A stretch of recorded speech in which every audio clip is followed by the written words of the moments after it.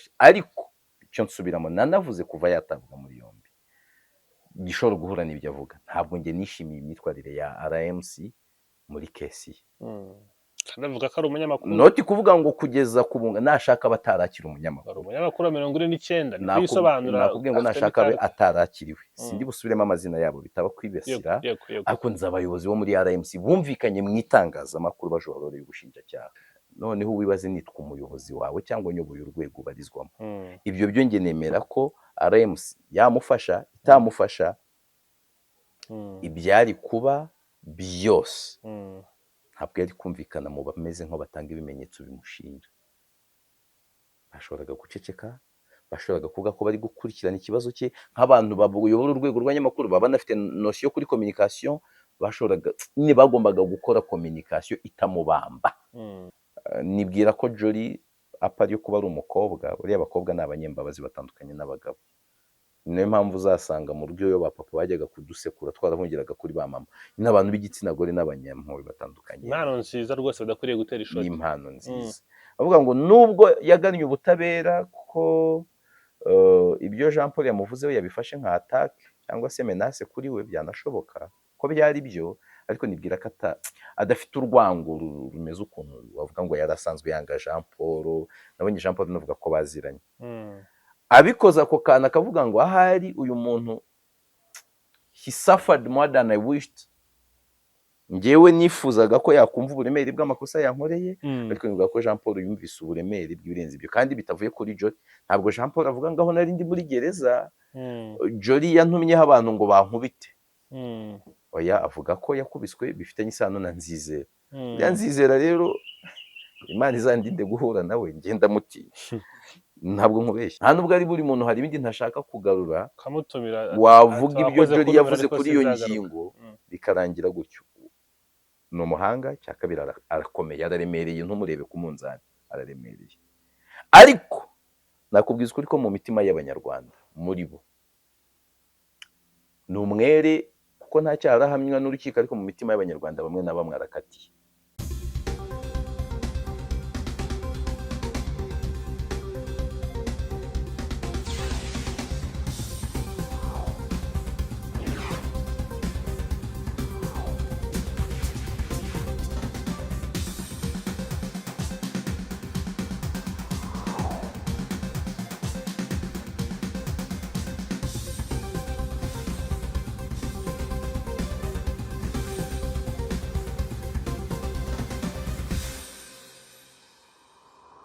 yego amahoro y'Imana abane nawe wowe uri mu bice bitandukanye by'isi munyarwanda n'undi wese ushobora kumva ikiganiro mu kinyarwanda akakimenya tukifurije amahoro y'Imana ariko cyane cyane nibanda ku bakunzi ba One Nation Radio n'abakunzi ba One Nation Radio cyane nkibanda kubakanze kuri subscribe bakazajya babonera ibiganiro byacu ku gihe nizere ko mumeze neza no kuri tubifuriza amahoro y'Imana uyu munsi nanone twongeye kubana na Yves Nkuyemuruge ni umusesenguzi umunyamakuru tubana hano mu biganiro kuri One Nation Radio Yves nizere kumeze neza nizere ko uri nawe ku rutonde rw'imbere muri babandi nifurije amahoro y'Imana kandi nizere ko yanakugezeho ndayafite nta kibazo ndumva nta ntambara nyinshi ziri muri njye rwose meze neza ndashima Imana n'abantu bayo yego yaganira nawe kandi uhatumira yatumira wowe burya umuntu utumira rimwe ukamutumira kabiri akagaruka ukamutumira gatatu akagaruka ntabwo muba mukiri abo mufatanyije akazi muba mwabaye abavandimwe nyemerera tuganire n'imirongo migari bihari yo kuganiraho ni byinshi biba byanyuze mu maso y'abantu baba bakeneye kumva igitekerezo cyawe nk'umusesenguzi najyaga nganira n'umunyamakuru inshuti yanjye witwa Karegeya Omar Jean Baptiste ambwira ati buriya gusesengura nukoroshya ibintu bigera ku bantu kugeraho umuntu avuga ati kumbe chips ni viazi urumva abantu babonaga ibirayi mu murima ariko ntago bazi ko biva mu ifiriti so nukufasha umuntu kumvisha ko cya kirayi cyo mu murima aricyo kibifiriti abantu bakunda ku buryo abantu bumva kumbe igihe cyose byari byarangoreye kubyumva nuko nk'uko bimeze se kumbe igihe nabonye bano bano barabu n'abayahudi barwana, kumbe kera hose n'ikibapfaga. Nicyo ngicyo ngo ubusesenguzi bufasha. Nawe urakoze cyane kuba uyu munsi ugiye kuduha uruhare rwawe mu busesenguzi n'igiti cyo kuganira. Umunyamakuru Jean Paul Nkundineza agifungurwa, ndabyibuka rwose naragutumiye nkubaza uko wabyakiriye, ugira ibitekerezo byawe utanga, nkubaza icyo utekereza ku murongo ari bukurikizeho. Urambwira uti Jean Paul Nkundineza ni umuntu nzi utagumana ibitekerezo bye. Jean Paul Nkundineza hashizeho nk'igihe, kuko ntabwo yahise atangira gutanga ibiganiro, nyuma atangira gutanga ibiganiro ku macannel atandukanye asobanura uko byagenze ijoro yatawe muri yombi. Ikigaragara hari byinshi yasobanuye avuga bitandukanye nk'uko abantu babibwiwe. Hari byinshi twabwiwe bashatse kumwunga na Mutesi Jolly arabyanga, hari byinshi twabwiwe baramuhamagaye aravuga ngo nta tike afite, urabyibuka rero twabiganira, ariko we yabisesenguye ukundi. Reaction yawe ni iyihe? Nicyo kibazo nkunze kukubaza ku kuntu Jean Paul Nkundineza ari kuvuga ku byo yabonye muri iyi myaka 2 amaze mu igororero, benshi bavuga muri gereza. Uko abivuga niko nari mbyiteze. No mu biganiro nakoranye nawe ngira ngo narakubwiye nti niba yarigeze gutabwa muri yombi by'igihe gito akavamo afite episode 40 z'ibintu abonye, ibiganiro 40 z'ibintu yabonye noneho muri kasho, none nimba yarageze centrale amaze y'imyaka 2 yarakubitiwe yakanavanayo ubumuga bw'urumva afite episode zingahe. Ibyo ari gukora birahura n'ibyo nari nakubwiye. Rero nta kintu ndibona ahindure ku byo nakubwiye hanini.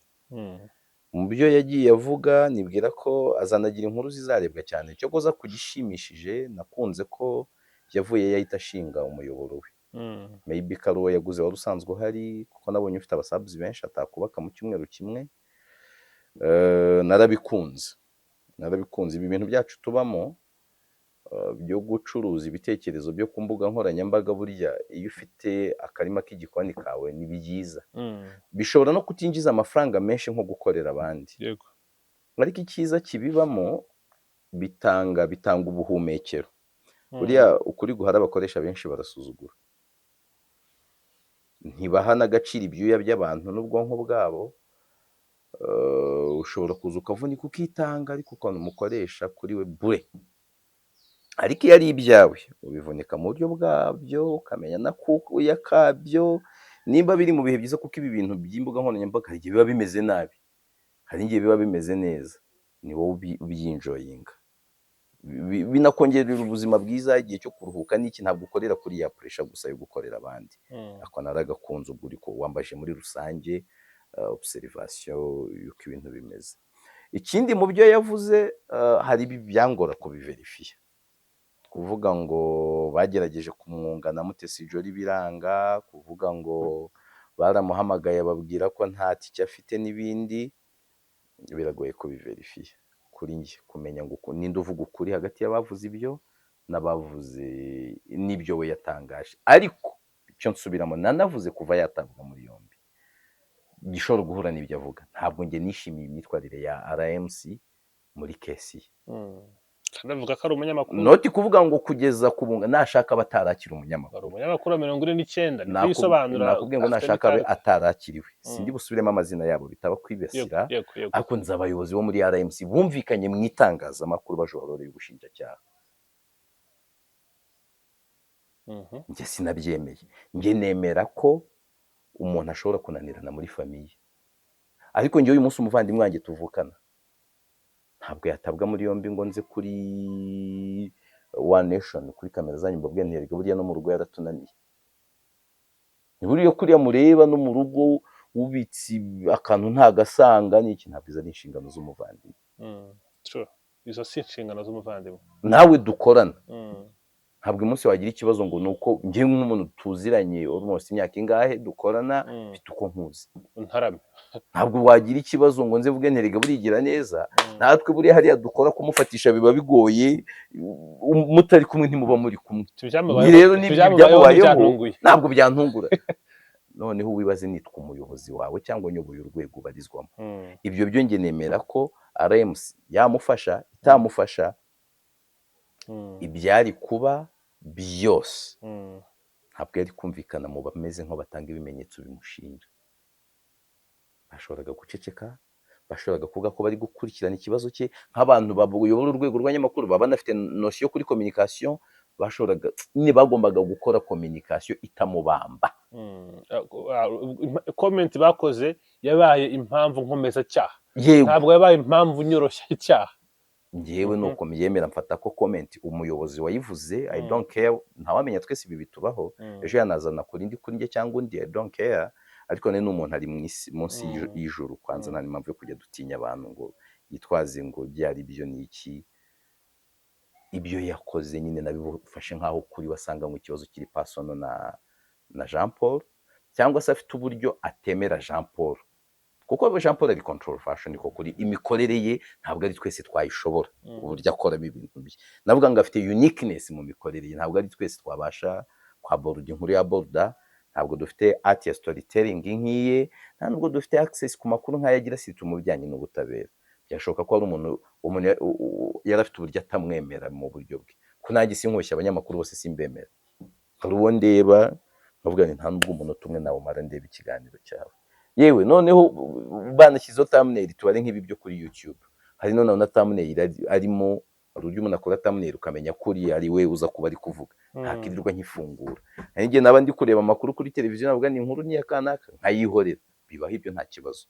Ariko ntabwo ndi mu rwego rumuyoboye ngo nuko ntamwemera naza kumurimiraho ibisinde n'undi ari mu byago. Ntabwo ndi guhakana ko Jean Paul ibyo yakoze byarimo amakosa cyangwa se byavamo icyaha, ntabwo mbihakana, ariko iyo myitwarire rero icyo ndagihuza mu mbashije reaction ku byo yavuze.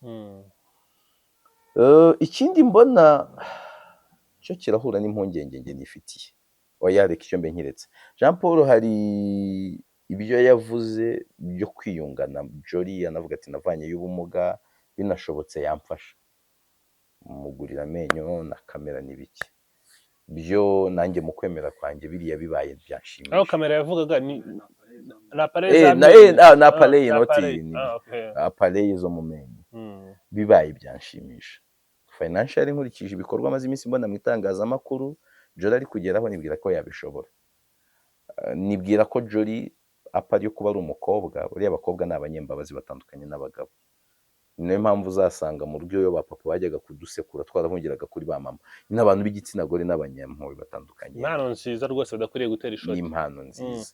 Bavuga ngo nubwo yagannye ubutabera kuko ibyo Jean Paul yamuvuzeho yabifashe nka attaque cyangwa se menace kuri we, byanashoboka ko byari byo, ariko nibwira ko adafite urwango rumeze ukuntu wavuga ngo yarasanzwe yanga Jean Paul. Nabonye Jean Paul navuga ko baziranye, abikoza ako kana akavuga ngo ahari uyu muntu he suffered more than I wished. Njyewe nifuzaga ko yakumva uburemere bw'amakosa yankoreye, ariko nivuga ko Jean Paul yumvise uburemere bw'ibirenze ibyo, kandi bitavuye kuri Jolie. Ntabwo Jean Paul avuga ngo aho nari ndi muri gereza Jolie yantumyeho abantu ngo bankubite, oya avuga ko yakubiswe bifitanye isano na Nzizera. Ya Nzizera rero Imana izandinde guhura nawe, ngenda mutinya, ntabwo nkubeshya. N'urwenya ubwo ndakuvangiye, buriya iyo ndi kukubwira ahantu nakoze sinjya nkubwira ko nakoze kuri Yongwe TV. Buriya kuri Yongwe TV narahakoze igihe gito, ndetse nahamaze iminsi mike mpita mpinduka umuyobozi w'amakuru n'ibiganiro. None icyo gihe ndi umuyobozi w'amakuru n'ibiganiro kuri Yongwe TV, Yongwe yarafitanye ibibazo na Nzisera. Yongwe yaraza arambwira mu gitondo, buriya Yongwe ni umuntu mwiza mu buryo bumwe, nuko ntasenga cyane ariko numva namusabira ibibazo yahuye nabyo Imana ikamufasha. Nkurikije uburyo twamenyanye n'uburyo twakoranye, uburyo umuntu mukorana ukabona hari ibitari kugenda nyine ugacanga izawe, ariko wabireba ukavuga uti no, ntabwo ari umuntu mubi, ni bya bindi by'umugabo arwana intambara ze zikanga. Aza kundeba mu gitondo nsoje ikiganiro, ubwo basozaga ikiganiro nkaba ngiye kuyobora inama y'amakuru nyine kugira bagetere bansigare nkurikirana ibiganiro n'amakuru uko bimeze. Arambwira ati hari umuntu wampemukiye, ntiwakabande rero titwa Nzizera yaguhemukiyeho ibiki arabimbwira numva koko nkurikije ambiyamwe ati ndashaka tumukoreho inkuru ipika ya yindi ya vibe ndamubwira rero nyakubahwa boss ntabwo bikunda ntabwo iyo nkuru yatambuka mu makuru nyoboye mubwira nyine impamvu ndamubwira iki kari ntabwo nafata televiziyo yawe kunjye gukora inkuru y'umuntu mufitanye ibibazo iyo nkuru ndayibalansa ndakuvugisha gute nini ntabasha gukora hangira isongoye ndavuga ntibikunda uzi icyo yankoze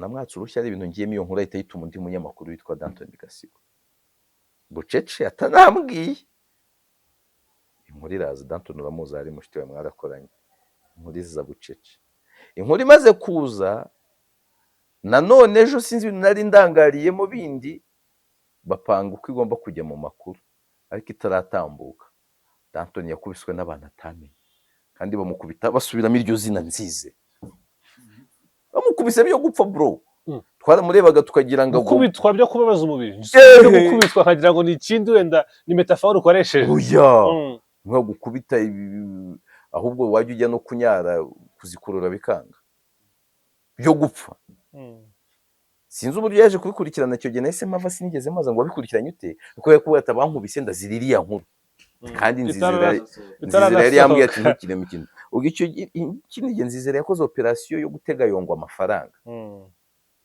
ari ninjoro kuyo wumva uburyo Nzizera ashobora kuba adakina aza Nzizera n'undi muntu umushuti we ariko Nzizera amera nk'ugiye yongera mujyana muri ofisi ngo bamuhe amafaranga kubw'amahirwe arambaza ati bigende gute ndamuganye mwandikira nicyo yabaye guhereye uramenya udafata amafaranga adafite izina umufitanye ikibazo kandi n'ubundi kirimo amafaranga nimba ari amafaranga bakuzaniye nimba bifitanye isano n'icyo kibazo nimba ari kukwishyura ntabwo ari kwishyuye niba byandika nyine ayo mafaranga agira izina mwandikira niko baguhaye amafaranga afite izina rero uwo muntu nyumva iyo nkuru yankundi neza iyo hose nabitekerejeho kandi navuze ngo banza yahuye na macacari ni Nzizera umwibuke muri ya kesi yaba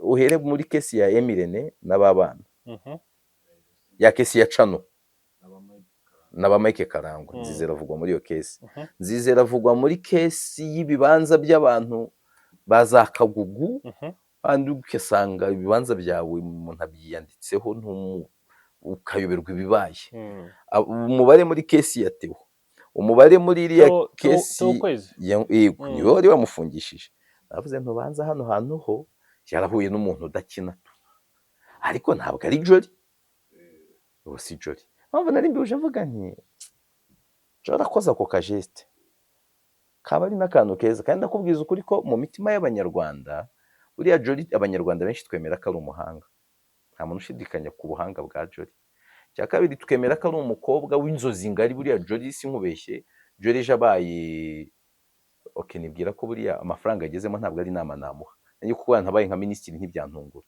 ariko amafaranga agezemo ataramuba ntabwo njye namugira inama yo kuvuga ngo ajye muri kariyeri nyine k'umunyapolitiki gutyo bivuga ngo nibyo binagiyemo bimwokipa kitindi tugera ku rwego tangira kugira abanyapolitike babizamo kubera uburyohe baramaze gukira ariko uyu munsi nta munyapolitike nzi hano mu Rwanda wabijemo yaramaze gukira uretse Makuza oya yabijemo adashonje ntabwo yabijemo yaramaze gukira cyo koza ari muri bake babijemo badashonje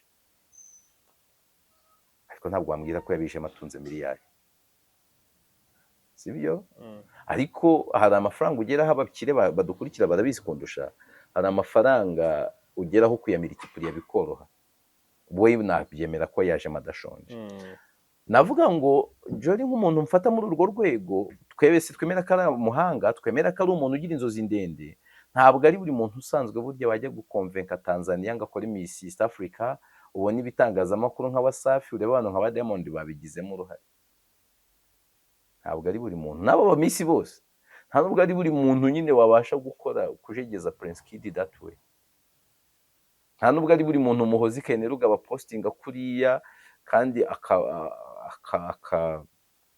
agasubiza mu buryo butayasubizwa na buri wese ukabona biraba nta nubwo ari buri muntu hari ibindi ntashaka kugarura wavuga ibyo Jolly yavuze kuri iyo ngingo bikarangira gutyo ni umuhanga cya kabiri arakomeye araremereye ntumurebe ku munzani araremereye ariko nakubwiza ukuri ko mu mitima y'abanyarwanda muri bo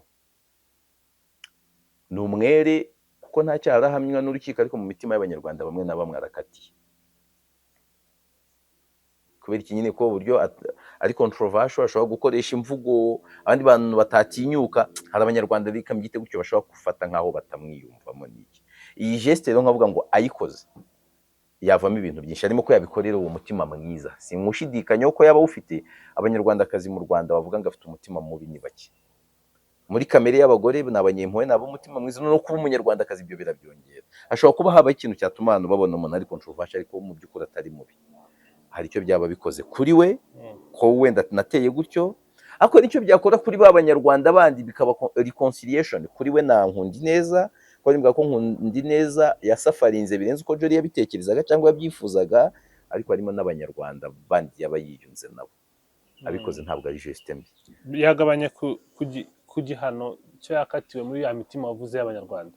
Njye niko mbyibwira, hari icyo byaba bihindutse, ndetse twaba tugenda tunamurushaho kumubera abakiriya suni, ko ngenda mubona nk'umuntu amaze kugera ku byibanze by'inzozi abandi barota. Ubu nsigaje none gutangira kumubona afite brand ijwi binini cyane, kuko nimba uyu munsi aba yifitiye inzu irengeje miliyoni 900 nkurikije ibyo nabonye mu bitangazamakuru. Iya modoka ye harya ni miliyoni 350, ni 400, 360 gutya. Deja no mu miliyarderi muri asete n'imiliyarderi ubwo ufite n'ibindi biriya ntabwo wabyubaka ngo wayamazeyo batakubeshya. Na konte ze buri hagize nk'umuntu muri banki abitsamo kumenera ibanga yakuvuga ati konte irwaye obesity, ntabwo ifite amafaranga, ifite ibirundo by'amafaranga. Kuvanaho rero apareye n'amenyo angahe 4 byaba ari ibintu bito kandi bikora. Kandi Jean Paul ntiyabiduhisha. Wayamuhaye mu gitondo saa 12, saa 3 ikiganiro cyaba cyageze hanze. Kuri ibyo rero bya reaction kugira kuko byangoye nuko ntari nabimenye ko ibyo tuganira ubundi ibintu biza gutuma mvuga ku bantu kurenza deeds cyangwa se ibikorwa biramvuna. Kuri Jean Paul ukugaruka kwe comeback ye nakubwiye ko nyishimira ku gice kimwe, nanishimira ko yaje akiri muzima, niyaganiriye wumva ko ari mentally strong. Hari uburyo umuntu aganira ukavuga uti uyu muntu yabaye intambara avuyemo zaramuhungabanyije ku rwego n'ubwonko bwataye ubushobozi. Oya, urumva ko aracyari equipped, aracyafite imbaraga. Ariko nkavuga ngo nanone irifo gutekereza cyane ku kibuga. Iyo ukina uri umukinnyi mwiza urabitekereza ko ari ikibuga kiba kinyerera. Sibyo Jean Paul yafunzwe azira ibyo yatangaje. Ari muri tere nawe uko navuze ngo hari uburyo Jolly ari controversial atavugwaho rumwe na Jean Paul nuko, kandi atari kubera case ya Jolly gusa.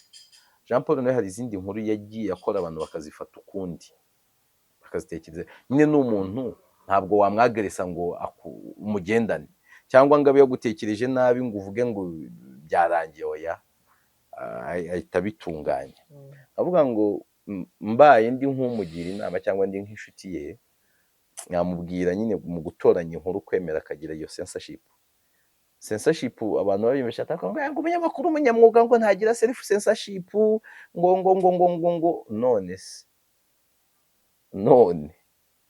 umunyamakuru w'intwari n'ugihumeka.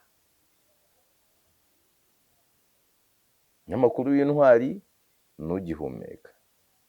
Icya kabiri rero nihoze mbona hari umunyapolitike wo muri Zimbabwe uri gupostinga ku bintu by'undi munyapolitike wabaye minisitiri w'ububanyi n'amahanga wa nyuma wa Robert Gabriel Mugabe, ari kuvuga ati banyapolitike bato ngaho nimwigire kuri uyu. Ubu arafunze, abamushyigikiraga ku mbuga nkoranyambaga barasakuza icyumweru kimwe, bagasakuza icya kabiri, ariko nyuma y'amezi angahe bikomereza ubuzima bwabo. Nta no gusura, bikomereza ibindi bakaba busy, barakwihorera. Ati ni byiza kujya utekereza ku bintu biza ugiye gukora, biza kuba biragenda gute. Niba abantu baraza uzarebe hano iyo bari muri commentaire, Yves uri umuhanga, Yves uri igicucu, ibyo bintu byose ubucucu bwangejeje aho ngomba kujya, babandi bantukaga ko ndicyo hari igihe kigera ntibantuke ntibanibuke ko ndiyo, Mm. n'ubwo bwenge bwakuguye nabi kuba bukubonamo ntawe ubyitayeho, Ntabwo ni ukwibuka, ntawe ukwibuka. ubuzima burakomeza nkaho nta cyabaye. Reka nguhe urugero, Mm. abantu bose ntibazi ko abanyamakuru turi mu byiciro bya mbere by'abantu bafite amikoro make mu Rwanda, kandi tubaho ubuzima butuma tugaragara cyane, dukora akazi kari noble, ariko mu buryo bwa mikoro turi muri ba rubanda basanzwe. Bangahe muri abo binjoyinga content zawe cyangwa bakire mu ziranyeri bwagukandira akanyenyeri bangahe? Ntawe uba kwitayeho. Rero nkavuga ngo nibyo, nkavuga ngo kwanariza cyane ikibuga, nakifuza nyine kuvuga ngo kureba ngo ikibuga nasize nsanze kimeze gite, kiracyari kimwe nasize. Ese hari kind of adjustment nakora mu buryo nakoraga n'uburyo nkoramo none, ko haracyari abantu still bamwifuriza kuba n'ubundi yabona ibintu biri hash kurenza ibyo avuyemo, ntabwo babura, barahari. Hari n'abandi ejo bamuta mu mutego cyangwa se bakora nk'ibyo yakorewe, noneho nkagira impungenge byongeye bikaba uburyo nyine inzego abavuga batamuhaye ubutabera bukwiriye n'ibindi. Hari abantu still ingewe abanyarwanda gutandukanya even n'akazi ke biragorana. Navuga ngo ibiganiro bye ndabikurikira kandi narabikubwiye ko ni umwe mu bantu bankundishije inkuru z'ubutabera. Undi ntabwo ndi bumukubwire, ariko muri YouTube ntabwo rwose bagenzi bacu. Uvuze utari butubwire wamutubwiye kandi ntamukubwira, ariko muri YouTube mu bakorera kuri YouTube bose abahari mu kazi kabo mu buryo nkubaha, bagiye mu rukiko cyangwa ari inkuru y'ubutabera bari gukurikirana, bose nafunguriye Jean Paul nkakurikizaho iya Scovia. niyo wundi wanze kutubwira, we yakoraga mu zindi foruma mbere, ubu ngubu ubanza ntanayifungura, ariko nabonye yarasigaye yarasubiye nawe kuri izi mbuga zacu. Ntabwo muzi, ntunteranye n'abantu wishyiramo ibindi, n'izo ngizo nakireba. Reka naguteranya n'abantu ntabyo naba nagambiriye. Yego.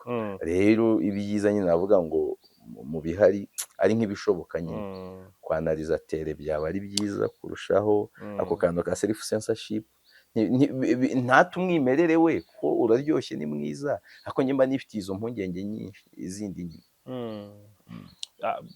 Ariko cyo kintuze cyo mu rukiko ho rwose ribuka muri izi manza zaba bahoze ari abayobozi ba gereza yaba ya Gisenyi ndetse n'iya Nyarugenge, rwose yari ahari yafata iburanisha ryararangiraga akakora stand up rwose asobanura uko urubanza rwagenze, ukumva biraryoshye. Yakoreraga kuri TV iyi ngiyi, yanakoreye ikiganiro hari kwa Jarasi, hari n'indi bita 3D kuri 3D, agahagarara rwose agatatura uko urubanza rwagenze. Ndibuka hari n'igihe bigeze gusohoka muri ya modoka ya inmate van, hagabanitse inmate van ya indi banditse RCS imeze nka Daihatsu, mbona rwose aramuhamagaye umuyobozi wa gereza umwe witwaga Gahunga, aramubwira shaka kumukoresha interview, namwe cyakoze itegeko n'ikintu gikomeye.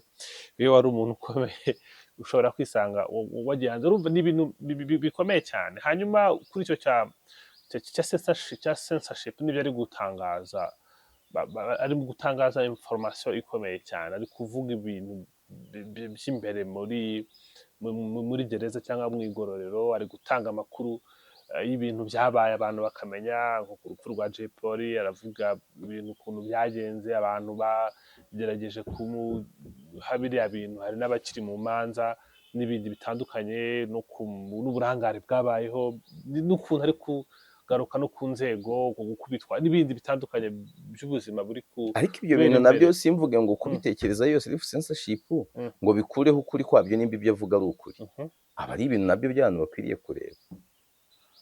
Niba umuntu akubwira ko yakubiswe byanamuviramo gupfa, akakubwira ati ariko barandangaranye mu kumvuza, cyangwa amakuru batangaje siyo, abantu bati habayeho gushyamirana bisanzwe, sibyo? Muri gereza no gushyamirana kwabaye, bakakubwira ati sinashyamiranye n'umuntu uwo ari we wese, nari ndyamye. Nivuga ngo RCS yavuze ko habayeho gushyamirana we asohotse avuga ko nta akavuga ati njye gushyamirana nari kwabaye. ndyamye abantu baraza bakubitira kwica Imana ikinga ukuboko. Mm. Hari icyo biba bivuze ku makuru y'abandi bariyo. Ese undi ufunzwe uriya amakuru twamwumvise y'uhubwo yariyo? Ese undi uzajyayo we tuzizera iki? Sibyo? Mm. Ese kuki ayo makuru yahinduwe? Ese nyine hari amakuru umuntu uvuye hariya bafite amakuru menshi, hariya ni mu kindi gihugu. Abantu bajya bavuga ati hariya ni mu kindi gihugu. Rero nta gitangaza mbona muri ibyo, gusa nyine impungenge zo ntabwo nazibuka. Yego Yves, ibyo uvuga birumvikana. Hanyuma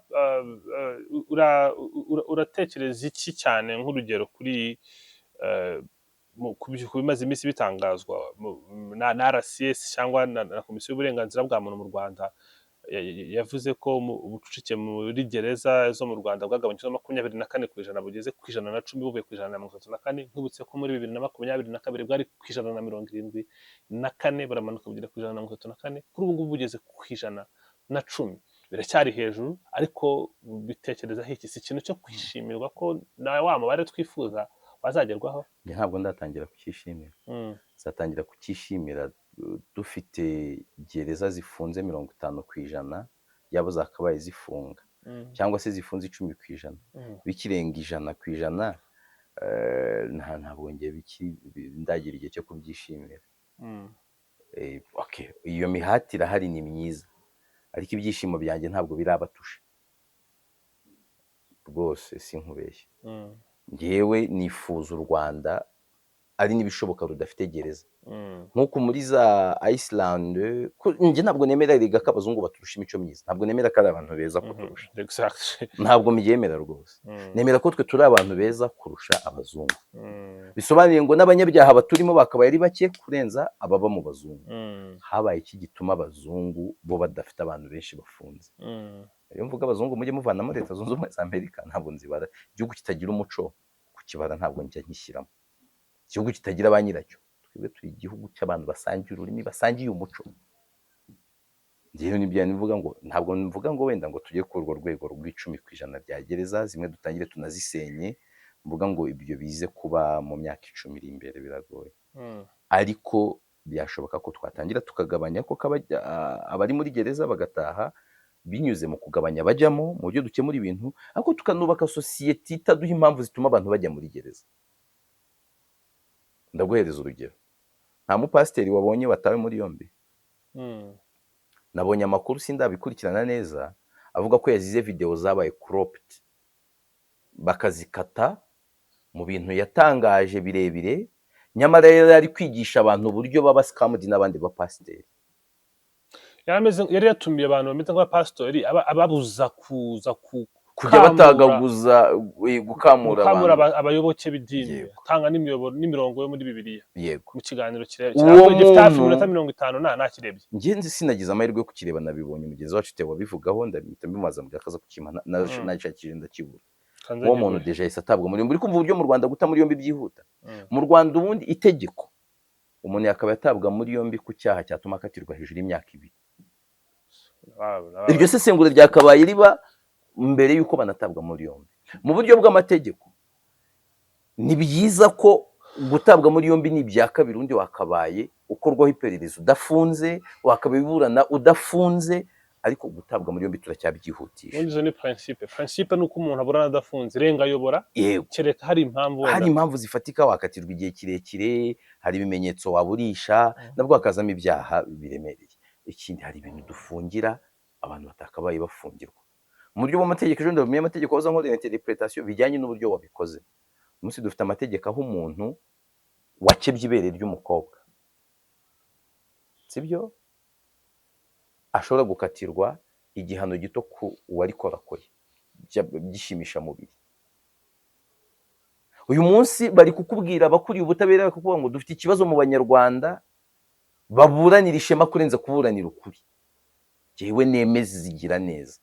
Ibyo rero nibyo mvuga ngo bihere muri education yacu yibanze. Ariko abantu baprofita ibyuho biri muri system. Yego hari ibyo byuho, ariko natwe ntabwo ari ibyuho gusa. Dufite ibyo byuho muri system, ariko tunafite ibyuho muri society. Muri society dufitemo abantu bafite uwo muco nyine wo gukina sinabyaje, abantu badafite impuhwe, ariko ntago bafite imbaraga zifunga. urumva baramutse bafite uwo muco wo kumva ko nakumvisha Yves ukabigerageza ubizi ko amahirwe yuko biri bukunde biri hasi, uwo muco wacika.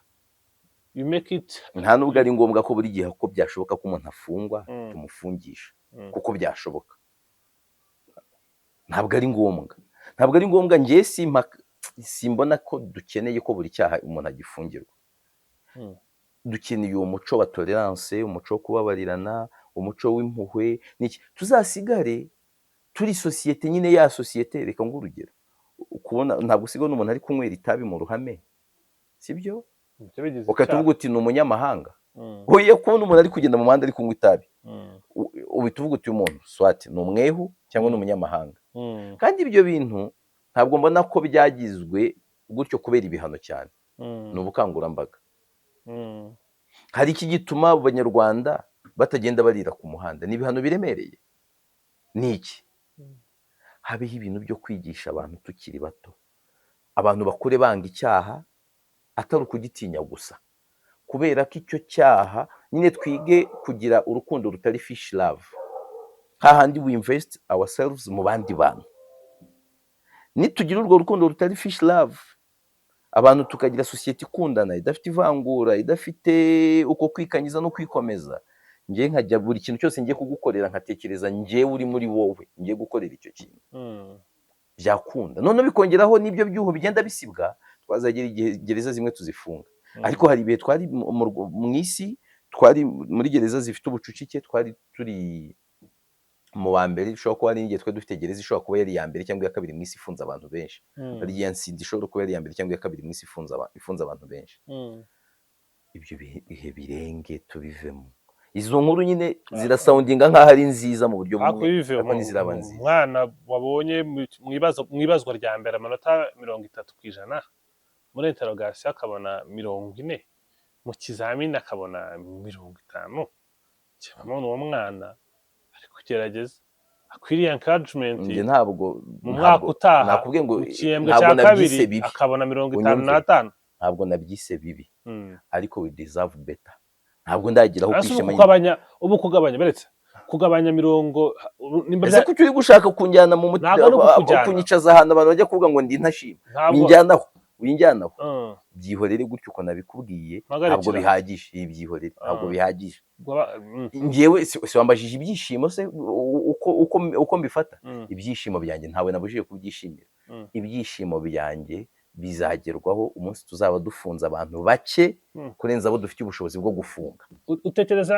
Utekereza ko uku gukorwa ari timing wenda yarapanzwe ngo bizakorwa uyu mwaka iki gihe, cyangwa pressure? Nuko ubwo bushake buhari, ariko turacyafite abantu benshi binjira muri gereza. Byavuzweho, abantu batangira kubitanga ibitekerezo, barabinenga, barabigaya. Amasosiyete sivile abivugaho, arabinenga, arabigaya. Abanyamakuru babivugaho, barabinenga, barabigaya. Utekereza ko ari igitutu guverinoma y'u Rwanda yashyizwe? Kuko ndabyibuka nigeze kujya muri mu nama ya Transparency International Rwanda, ariyo yatangaje ubushakashatsi yakoze isobanura ko u Rwanda, nk'uko wari ubivuze mu kanya, ari urwa kabiri ku isi mu kugira ubucucike mu magereza nyuma ya Leta Zunze Ubumwe za Amerika. Basobanura ko ubundi hari uburyo 13 bukwiriye gutekerezwaho mbere yo kugira ngo umuntu atabwe muri yombi, ariko bikanga birakorwa. Hari abita RBJ, Rwanda Bridge to Justice, nabo bagiye bakora inama nyinshi kuri gereza. Hari abo bita ni grid, ni sinzi bakora ku burenganzira bwa muntu n'amahugurwa ku bintu by'amategeko. Ntabwo nabo ngabo nabo bavuga ku bijyanye hanini n'ibyo ngibyo n'ikigomba gukorwa. Utekereza ko ni igitutu guverinoma y'u Rwanda ishyizweho n'abantu kibaye ari igitutu cyangwa baravuze bati kibaye ari igitutu twabona umubare w'abinjira gereza ugabanyuka cyane, sibyo? Ariko kugira ngo bitungane n'abinjira muri gereza, kuko impamvu ntaguciye mu ryo uvuga, impamvu basobanura bwagabanyutse, hari umubare munini w'abari gusohoka, icyo ni icyambere, ariko hari n'umubare muto w'abinjira, kuko bavuga ko hari kubaho gutabwa muri yombi no kwinjira muri gereza n'ibintu bibiri bitandukanye. Hari abafungurwa habayeho ubuhuza, hari abafungurwa muri pre-bargaining, kwa kundi abantu bagiranye ibibazo bumvikana. Hari n'abandi duturanye hano hirya bitwa ngo ni ADR, alternative resolution, nimba dispute, ntabwo nibuka iriya gihagarariye ni dispute. Urakoze cyane, dispute resolution. Bavuga bati dufite uburyo buhari buri gutuma abinjira muri gereza bataba benshi, kuko turi kwita kuri nyine izi izo effort Ah, zikazwe ariko njye nakifuza ko zikazwa bigakorwa none kubwo gushaka umuti w'igihe gito ariko hakabaho mm, no gukaza education sure, uburere mboneragihugu imibanire myiza ya masomo twigaga ya civisme na morale mm, njye ndifuza ko yahera ku mudugudu no mu ishuri none ntajya narangirana na primaire mm, biriya bintu byajya bidufasha iyo education civique ikadutoza kubamo abaturage beza b'igihugu mm, n'iyo education morale ikadufasha kuba abantu babanira abandi neza b'imigirire y'imigenzo myiza mm, bizagabanya abo muri gereza noneho kuko hari abantu bazagira ibindi bintu bakora kandi nabyo sosiyete yacu itaryoherwa twongere rehab kubera ko mm, rehab zo turazikeneye uretse n'abagize nabi hari n'abandi tuzikeneye kuko mu mutwe biri kwivanga kubera imibereho igoye sure, noneho umuntu anajyayo uw'ishuri rindi ryananiye aveyo azi kubaza mm,